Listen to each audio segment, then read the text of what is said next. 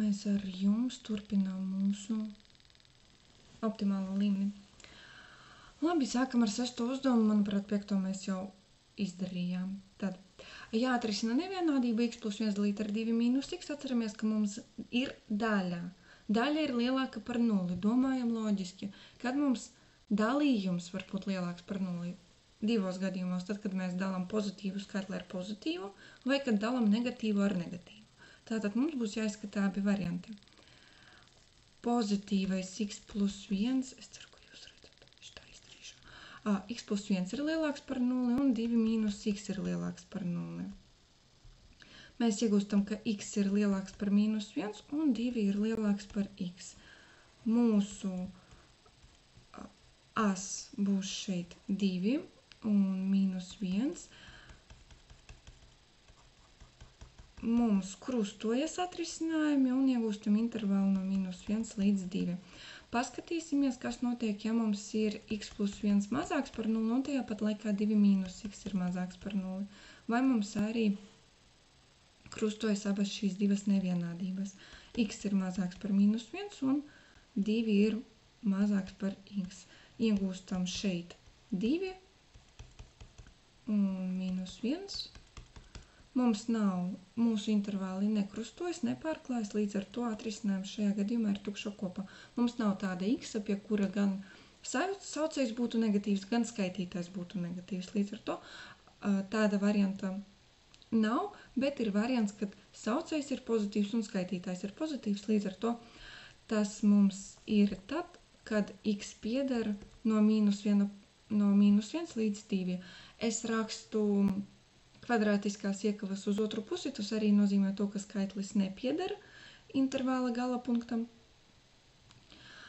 Bet jūs varat rakstīt arī x pieder no mīnus 1 līdz 2. Tas ir tas pats.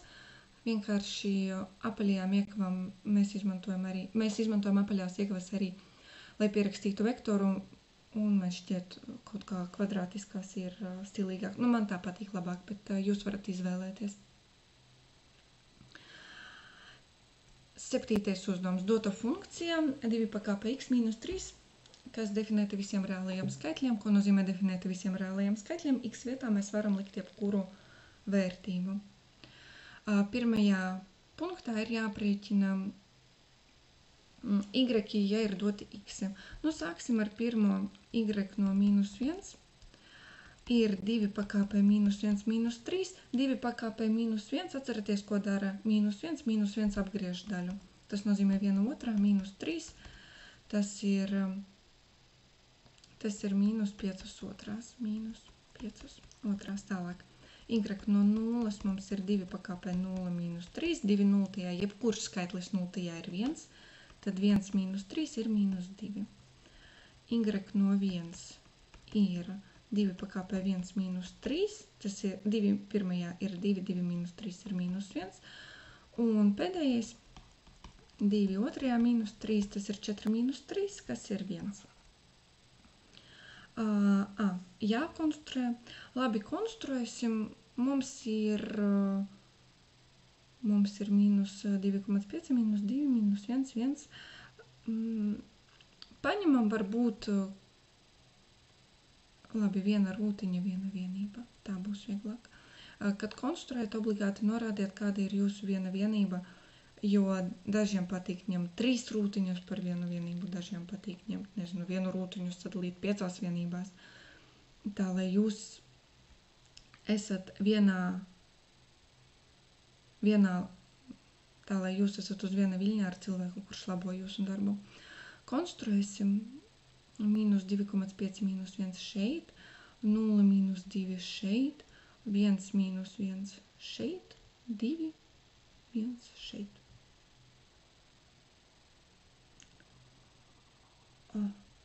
Tāda.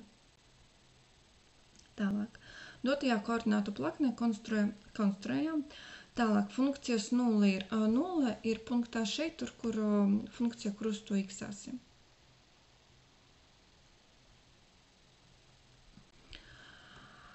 Tas nozīmē, ka y ir 0, ja? 2 pakāpe x mīnus 3 ir 0. Tas nozīmē 2 pakāpe x ir 3.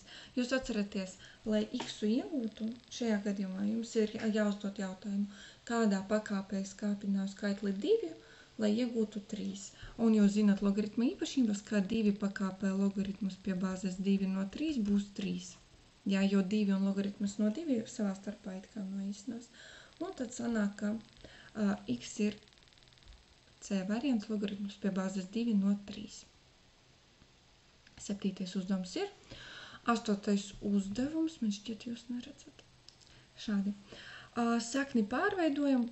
Atceraties to, ka kvadrātsakne mums ir a pakāpē 1 otrā, kūpsaknē mums ir a pakāpē 1 trešā, n-tās pakāpes sakne mums ir a pakāpē 1 dalīts ar n. Līdz ar to mūsu kūpsakne tas būs a ceturtajā pakāpē 1 dalīts ar 3, pareizi.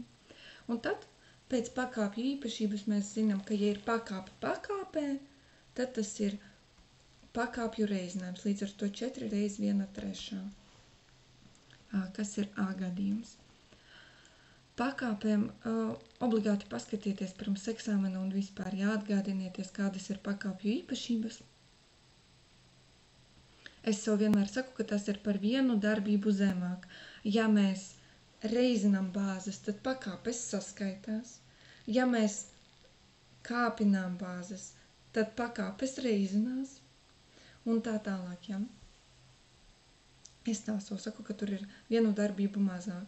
Nevis, ka mēs bāzes reizinām un pakāpes reizinām, bet pagaidām tikai saskaitam.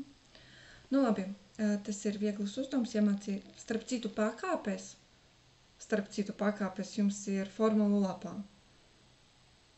Jūs varat, principā vienkārši ir jāpaskatās formulu lapā, jāzina, kur tas atrodas. Labi, ģeometriskās progresijas 4. loceklis ir. Redzam, ka katram apakšā ir trīnieks. Tad 3 būs stabili. Mums arī ir doti visos variantos 3. Un tagad skatāmies, kā mēs iegūstam katru nākamo. Viegli pamanīt, ka mēs reizinam ar mīnus 2.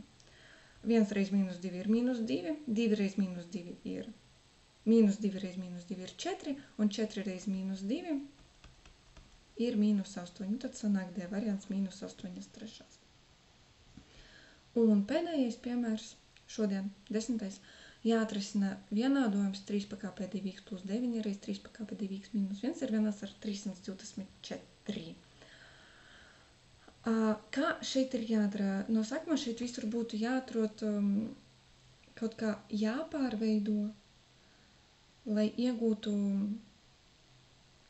vienkāršāku reprezentāciju. Tas, ko mēs redzam, ka 3 pakāpē 2x minus 1, tas ir 3 pakāpē 2x dalīt ar 3, pareizi? 3 pakāpē 1 un dalot mums pakāpes atņemas.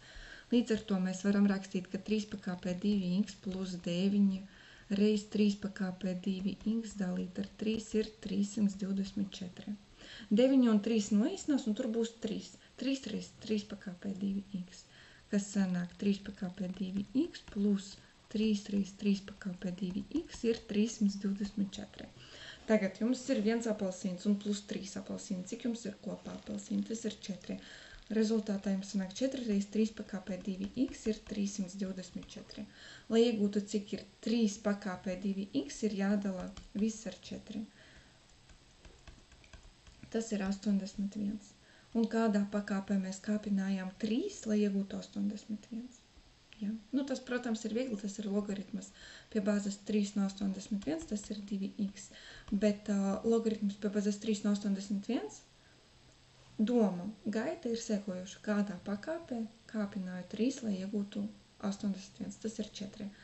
Tad 4 ir vienāds ar 2x. Rezultātā x ir vienāds ar 2. Atbildi, ja? Mūsu sakne ir 2, x ir 2. Tādi piemēri, tādi uzdevumi 4 atrisinājām.